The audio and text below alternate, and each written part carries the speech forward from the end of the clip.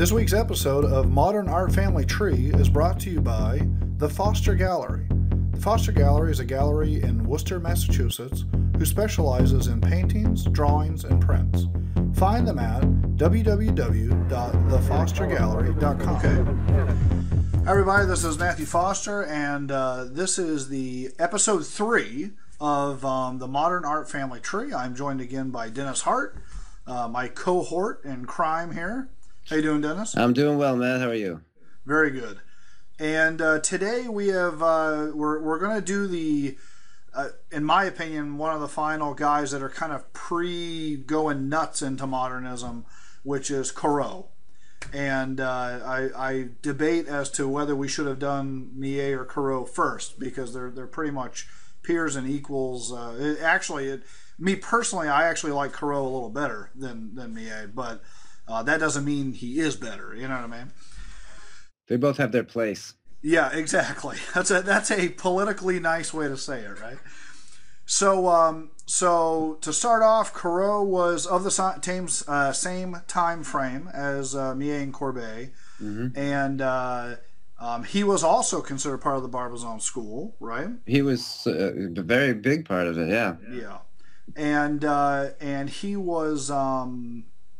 Actually, just as far as artists go, he was very well off, right? He was never the kind of guy that was in pain for money, which we'll see as the modern art movement moves forward. People's personalities, and it becomes an artist thing as far as whether they're rich or poor or the kind of background they come from starts to play in to what they make and how they perceive the world. And that's one of the ways I'm sure it's not the only way, but it's one of the ways that he's very different from Millet. Yes, very different. That's very correct. The other way that he's different is he produced a lot of work in his time, and the number that I came across was over 3,000 paintings. Wow. Which is a absolute bonkers amount of work. So that's very impressive also.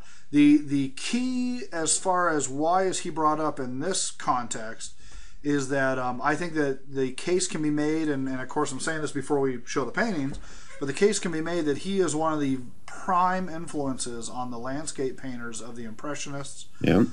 It becomes very, very apparent that these guys were obviously a fan of Corot, and also his attachment to how to perceive landscape and stuff was kind of a bridge between the old school and the new school. Exactly. That's exactly the point. You got the old Dutch school, and then this was the bridge from that to Impressionism. There's a lot of the interest in getting out, and that's what the Impressionists latched onto. This is happening again right alongside photography, and so it became, of course, reference back to the Dutch school, where there was, of course, no photography, so that sort of served as that. But in his case, now it was like, what can we do with paint that photography can't do? And it was all about the vibrant colors and the outdoor life and all that, which of course the Impressionists latched right onto and took to a different place. But they took it to the fullness of the faith, if you ask me. I mean, he really was a lover of what would eventually be called plein air type of painting. But he always had the salon on his mind and things like that, so he always ended up back in the studio working a more traditional way. But he was very open to saying that he loved working out in nature. He was definitely a nature kind of guy. Well, I believe he originally was a city person, and this group, the Barbizon School, was pretty much a rejection of city. How painting had always been about the city and that side of life, where they wanted to bring the country up. They wanted to put that in the spotlight, and that was one of their big missions. To make sure that the places that weren't urban got just as much attention. That's right. No, I would agree with that 1,000%. The Barbizon School was all about bringing that non-city life, non-urban culture, and raising it up to that status, which is right up Corot's alley. I mean, there's plenty of work to show that in his catalog of images. I mean, that's really what he focuses on. So, I mean, we might as well dive right into some of the paintings. So let's bring up the first one that I'm bringing up, and it's the one with the woman in the road and the large tree. And I don't know the name of this painting. I actually was searching around for some of his early work, and he went and did 2 tours. It was a very normal custom, especially for painters that had money at the time, to go and spend some time in Italy and paint scenes and experiences of people that were of the Renaissance and things like that. And he did do that as a younger man. And it's funny, when you look at some of his paintings, you can definitely tell from the light and the sensibility of how some of the things are made, some of the work that was from kind of that era versus the deeply French, kind of paintings. But what's your reaction to this? I mean, this is obviously, not to cut it off or anything, but this is a reserved Corot, if I was to talk about it on my own. Well, I think what he's looking at here is probably some of the Dutch stuff again, but also I think at the same time or slightly before him, a big movement was the English landscape painters, right? And I think that like Constable and guys like that had an effect too. So I see a little bit of that in this. I definitely see Constable. I mean, there's seems to be some real truth to being outdoors with this, and I mean the light coming across, casting shadows across that road. It's beautiful, but it's not as vibrant as his later work became. Well, let's talk about that for a second. For people that are interested in that idea, is that, and this is where we mean the bridge between the Impressionists and earlier schools, is that Corot, if someone were to say, well, he's painting like an Impressionist, so he's part of that group, right? Well, he's not, because of the color. Actually, I would say is that he's still heavily mixing Exactly. and not overworking, but very much refining how to harmonize the colors in a very specific traditional way. Mm-hmm. And another thing that people may not realize is that at this time, it's cutting edge, bleeding edge, probably at this time, for the painting we're looking at, to have paint already made in a tube. That's true. That's a very good point. You're absolutely right. There's somebody. It was actually an American guy. I wish I could remember his name right now, but who invented the tubes of paint that you could actually carry someplace with you, which really opened up the field of landscape painting, right? And it was close to around this time that happened. Exactly. So that did open up a whole new world for these guys. Well, that really changed the way for plein air. It changed the way for how you use a studio, but also, and we're going to obviously see this as we get more into the later painters, but like the Monets and the Renoirs and those guys, they were living and dying by tube paint. Like, that was the norm for them. They were like the first generation where it was like, what they would do. I think the guy who invented the tubes was American, but I believe he did his work in London. So I think he came up with the idea in England, and I think he may have sold it to Winsor and Newton. I'm not sure. Oh, no kidding. I didn't know that. I think so. I would have to verify that and look it up, but that's how I think it went. So he was American, but he wasn't in the U.S. Huh. So back to my point being, and it's a good point, and I'm glad you brought that up, is that he was still mixing, and there's a good chance that even at a young stage he was probably doing a combination of mixing his own paints and buying paints, or getting paints from a workshop that was making paints for him. Mm-hmm. Some combination of things like that.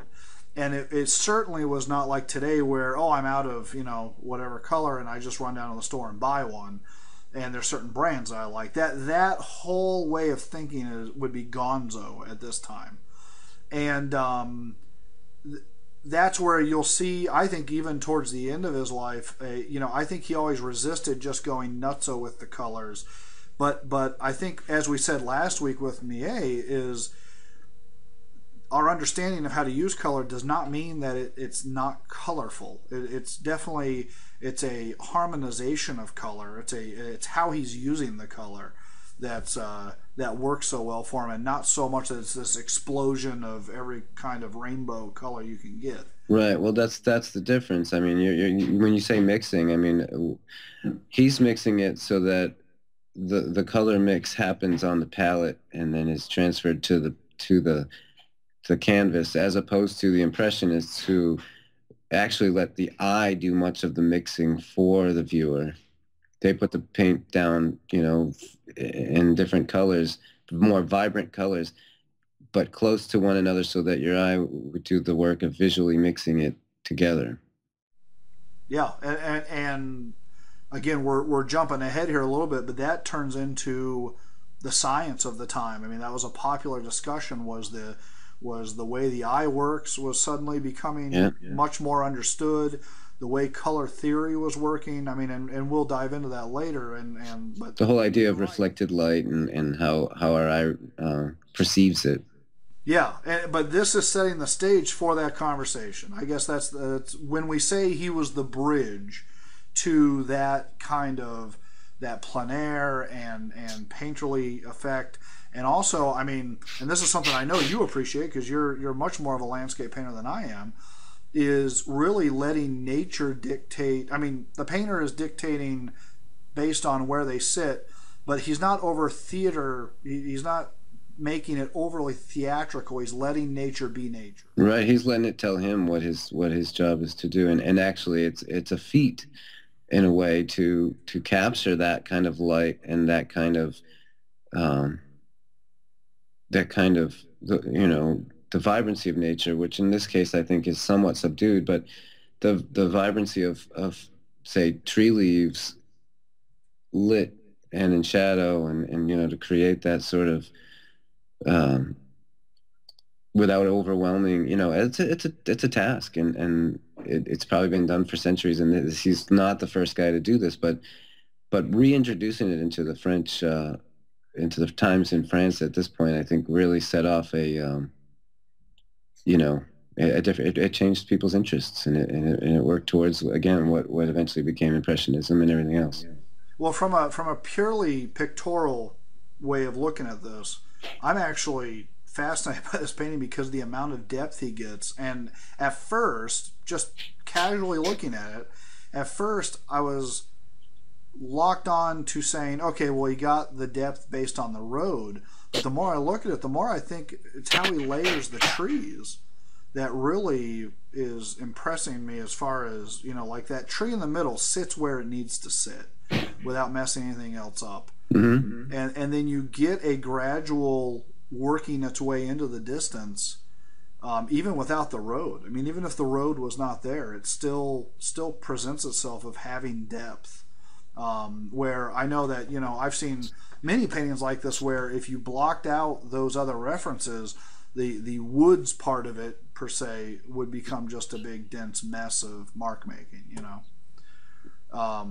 But it's a fascinating painting, and it definitely shows the point of, this was the caliber of painter that he was even in this time period before he really blew up. And it also shows how much he painted. I mean, I would not be shocked if this was one of those guys that painted literally every single day. Oh yeah, oh yeah, man. Probably not just one painting every single day. Right, He probably touched pieces of many. right.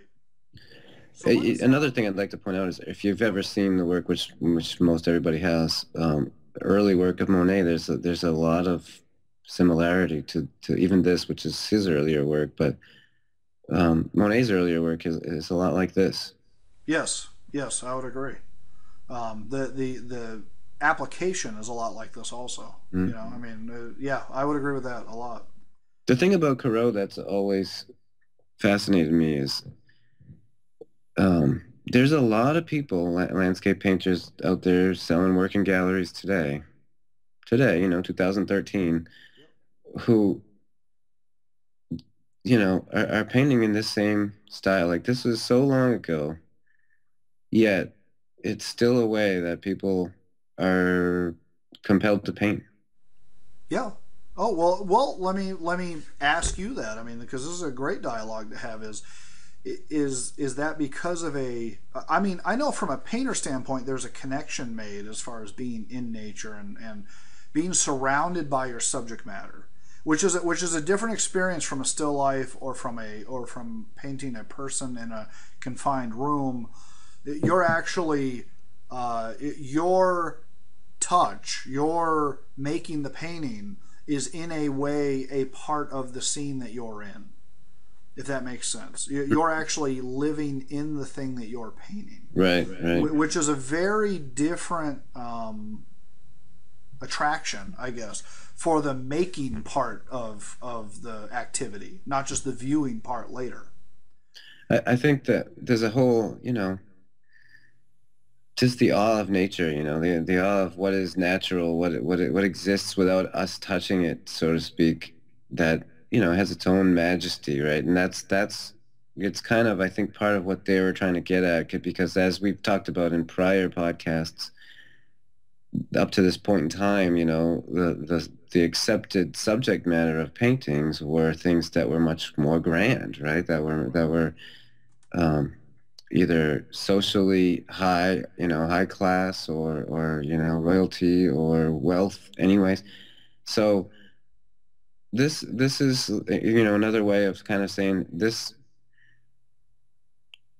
nature in its own way is as powerful and striking as Napoleon, or as somebody that might be more commonly painted at the time. Yeah, it's compelling in and of itself.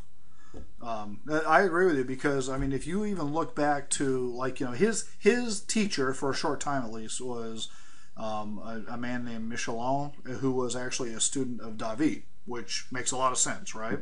Yeah. But even if you look at the era of a David, not that David was really a landscape painter, but that era of making landscapes, a landscape had to include these epic qualities like a waterfall and a cliff and you know what I mean, And the like opening of the heavens above, yes, the exactly. sunlight The sun was coming through always behind the clouds. They were very exactly. dramatic, right? Yes, they were always, and the word I always use is theatrical. They were like, oh, we're going to combine all the special moments into one big scene. Where these are much more snapshot type scenes, and I think that's going to be the norm from here on out. I mean, from this way of painting forward is going to be much more you're cheesy if you're using these dramatic scenes. No, right? I mean, Yeah. It's a you get different called intent, out. really. But I agree. I think that starts from an art perspective. That starts to look like that. I mean, that's how we start to perceive it, right? I mean, they, Yeah. after a while, sure, we start to see it that way. So let's go to the next painting that I have on here, which is the only figure that I have. Now he did do figurative paintings also. He did some portraitures, but it was definitely not his mainstay. I mean, I think out of those 3,000 paintings, like probably 100 of them were portraitures and things like that. He really did them secondarily. And what I find interesting about his portraitures, and this one in particular, is they definitely reach back to that one or two generations before him, with the styling of the faces and the molding of you can definitely tell he was a classically trained painter. Yeah. He wasn't just a guy who picked up painting and happened to be good at it and kept working it and became famous. He was definitely inspired by the Angs and the Davids and definitely well trained. But the other piece that I think is very interesting about Corot figures is I see painters that are after him definitely represented in this. And the one who comes out screaming to me is Degas. Yeah, I can see that. I I can definitely find see that. There is a point though where he was, rejecting that whole David and oh Ang's yeah. thing too. So there is a break. He probably learned and got it. He learned it and understood it and got it, but then realized, what, there's something else to be done with painting here, and you know, not to say he went and tried to do everything completely opposite of what they were doing, but I do think there is a break between them and him, I and would David definitely say that. and Delacroix even. Oh yeah, I would definitely So say that. Also, it's kind of rare, and maybe I'm wrong with this, but I only really, in recollection, don't think of many of his figures indoors. I mean, I think of most of his figures as being either like on a farm or unless they're a nude. I mean, if they're a nude, that's a little different. But I'm talking about like these portraitures. They seem to be um, unlike a Cezanne where everything's indoors in a chair or something like that. You know what I mean? A lot of his seem to be still trying to include that on a porch or some kind of nature piece to it too. yeah, some not. I mean, not all. I've seen You've some that are seen some not. there. But as you brought up an interesting point, like a Cezanne, because that's another artist that I see bits and pieces of Yeah. in his work too. Yeah, no, I agree with the mannerisms of well, there's a little bit of stiffness to some of the characters, right? Which like in the one we're seeing here, I could even see a little bit of Cezanne in that. Yeah. So, but anyways, Corot. I mean, is it fair to say that Corot's not really the guy everybody's looking at for figures? Generally, he's usually more of a landscape guy. Right, he's mostly remembered for that, I believe. Those were his. And if you look, I believe the later work. I can't swear to it, but I believe the later work mostly, dealt with the landscape. Yeah. So that's the direction he went. I think that that's true. So let's go ahead and move on to well, let's bring up the one that you wanted to show. Which what was the name of the one with the road? And I'll bring it up on screen here. It's I think it's a passage to Sèvres. Okay. Sèvres. I'm not sure of the name of the town. Sevres. And this is definitely a you can definitely start to see the where the impressionist color would start coming in with the light. Right. When you gotta take some of it. This as it's a reproduction, and we're showing it on screen because I've seen other reproductions of this piece that were not as vibrant as this. So some of this is probably exaggerated or heightened by whoever put it up on the internet. I wish I could tell you who that was, but in any case, the that's This that's some of painting it. But I do think was that you're starting to enhanced see by more of that lively vibrancy that the Impressionists got hooked on. yeah. Well, and even the structure of the scene is very impressionist, if you ask me. Yeah, it's that's one thing that a couple of things I want to say about that is it kind of starts out as this really classic, with landscape there's the classic setup where you either divide the picture in half with the horizon line or one third or two thirds, right? This is that whole setup. This kind of sticks to that maybe one third setup, but then you've got this giant tree cropped off on the upper right hand corner, which I think starts to break tradition in a way that Yep. to us at this point probably doesn't seem too crazy, but I think at the time that was probably a pretty you know I a think not done thing, a thing yeah. that a classical landscape painter does not do. Yeah, no, and speaking in hindsight as a modern a painter of today, it gives it more of a design. I mean, you could see where a Diebenkorn would take something like this and turn it into something more. Right. Well, and Um, even beyond before that, you could talk about Degas' composition and how he found these unusual croppings with things bleeding off edges of the canvas, and that's the same. He may have started opening that thought up into Degas' head at this point too. It's hard to know, but yeah. um, it's Well, it's it's a small gesture that he's done here, but I think it starts to open up a bigger door. yeah. Oh, yeah. Well, the other thing I think about with this is, and we'll be talking about this guy soon, is one of Corot's students was Pizarro. Oh yes. And this I think this I mean if someone told me that this was a early study of Pizarro I probably would believe them, you know what I mean, like outside of the not having the dotting of colors everywhere. And again, like you said, early Monets did not have that kind of feel either. They were more of this nature, you know. Yeah.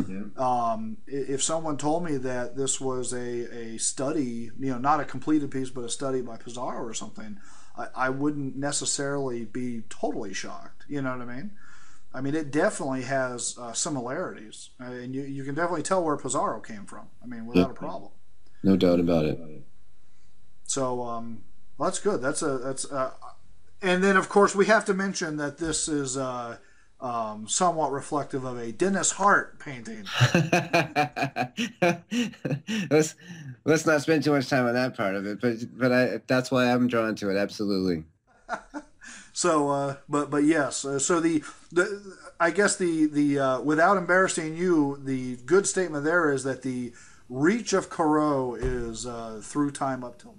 Absolutely, absolutely. I mean, you just imagine this as sort of a 3-lane highway, and it's and maybe, you know, instead of a horse, we've got some SUV buzzing by. I don't know.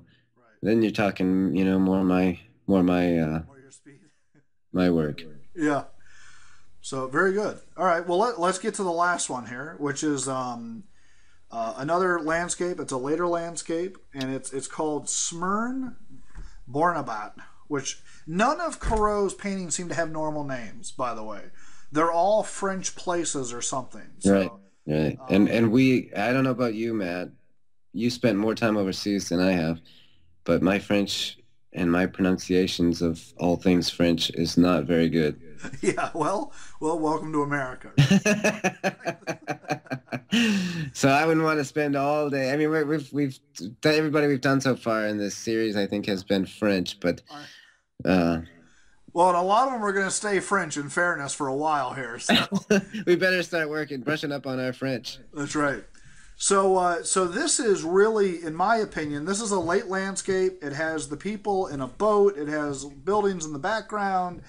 And it has that famous, in my opinion, the famous birch tree fluttering leaves look that is really like staple Corot.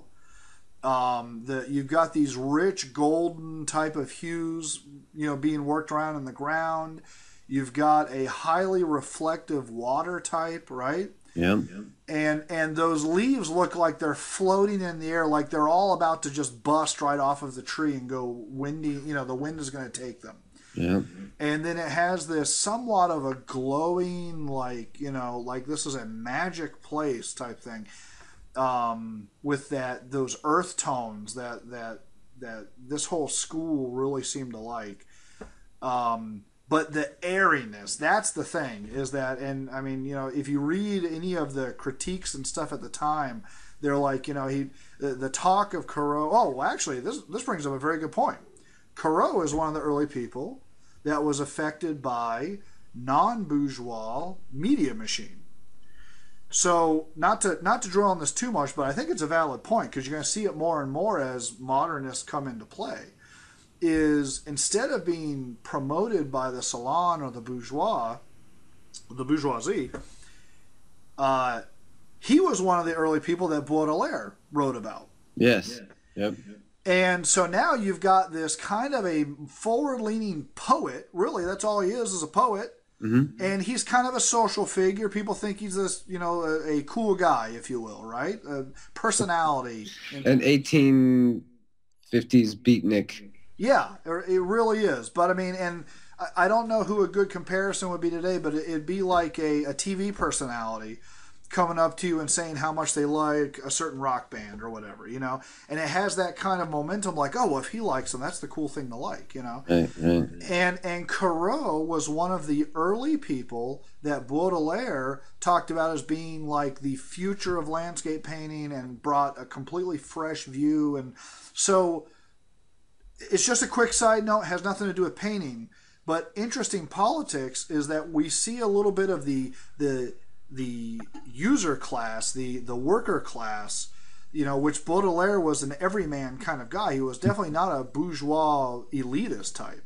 Well, that's the great thing about when you study this You know, most every art history class I've ever taken didn't just talk about the art. It talked about what else was happening in Right.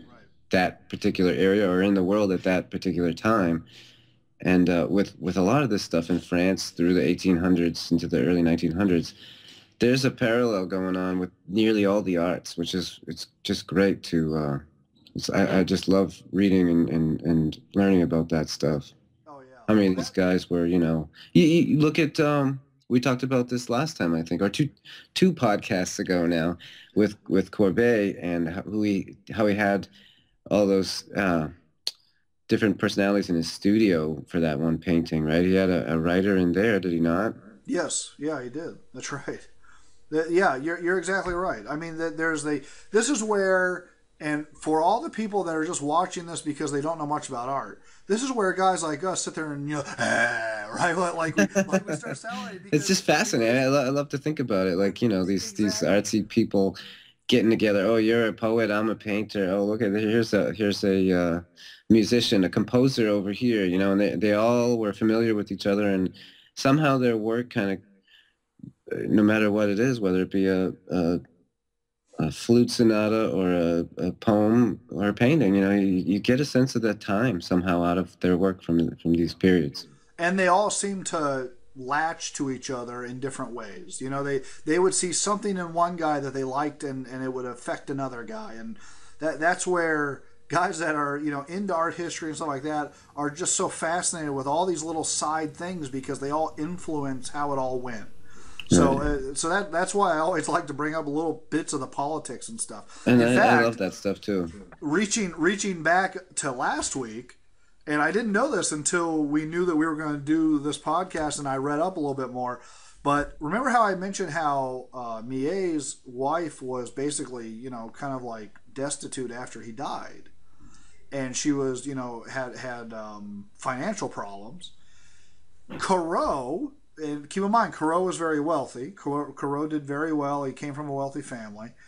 Um, he was one of the people that donated money to her for her kids when Millet died. Wow. He donated 10,000 francs to help her get by while they were trying to work out the legal stuff, which is fascinating to me. He also, just as another side note, this is up on Wikipedia for anybody who wants to read it. But Reliable source. yeah, but he also bought a house for Dumier, and Dumier is a personal favorite of mine. I love Dumier, but I think he's the you could look back to any comic, any yeah, strip, graphic novel type of thing, and he is sort of where you have to come back to, I believe. I agree. I agree. Plus the satire alone is just Right, right. It's fantastic stuff. I love his work as well. so. Well, maybe we'll have to sneak him in here. I think you should. I think you should. Anyways, back to this painting. I mean, I kind of gave my spiel. I mean, I find this, even though it's not necessarily like the most famous landscape of Corot or anything like that, but it kind of is quintessential to what people think of, I would think, to a typical Corot that's in its height. I mean, what's your thinking on that? Absolutely, absolutely. I also, though, I can't lose that real strong Dutch influence here. Oh yeah. That you can't dismiss. That's very prominent, and this is, as you said, one of his later pieces. So it's somewhat surprising that it still seems so true or so devoted to that. Yeah, I could see that. I mean, and a lot of that's just the tonality, the color is very Dutch. I see that from what you're saying. And it I've seen so many paintings that come after him from other painters. You know what I mean? That are loose, that are vibrant, but still retain that golden yellow Yeah. baseline for stuff. I mean, I'm thinking of there's a wonderful Degas of a man in a top hat walking crossing the street, and there's a kid with greyhounds walking the other way. I don't know if you know, but the whole street is like this color, like it's maybe a brighter yellow version of this color, and it has the same feeling because he has a top hat. He's dressed in browns. It has the same color effect as this painting. Yeah, it screams volumes about the time. And you're right. I guess to sum up that is that shows the bridging of this old school way of thinking, Right. of making paint, of mixing paint, of working in certain color, color uniformity, right? The properness of how to use color. And then also embracing some of these new ideas of how to keep nature fresh and ephemeral and let it be itself. And you could definitely see where he just kicked the door open enough for these other guys just to come racing out. Yeah. So, great. Well, it's a gorgeous painting. I absolutely love that painting, actually. And I got a wow moment with Corot because at the National Gallery in Washington D.C. they had a whole show not on Corot but it was on small format French landscapes, and they had quite a few Corots in there, and you just went from one to the next, and it was just blowing your mind. I've seen some of the small format ones, and it is really great to see those because that's when you can start to break down like his process. You see the application of the paint because the brushstrokes just become so prominent.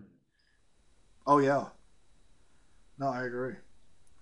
So okay, well that's anything else we want to talk about with Corot? I'm sure we could talk about a lot more, but I think we have touched on a lot of important points. Well, that is, I think we did a good job though as far as showing where he fits and why he's still considered part of this movement, and then really sets the stage for the Impressionism proper, if we will, the main characters of Impressionism coming up. Definitely comes from this ilk. I mean, without any doubt. Fair enough. That's very true. Absolutely. Okay.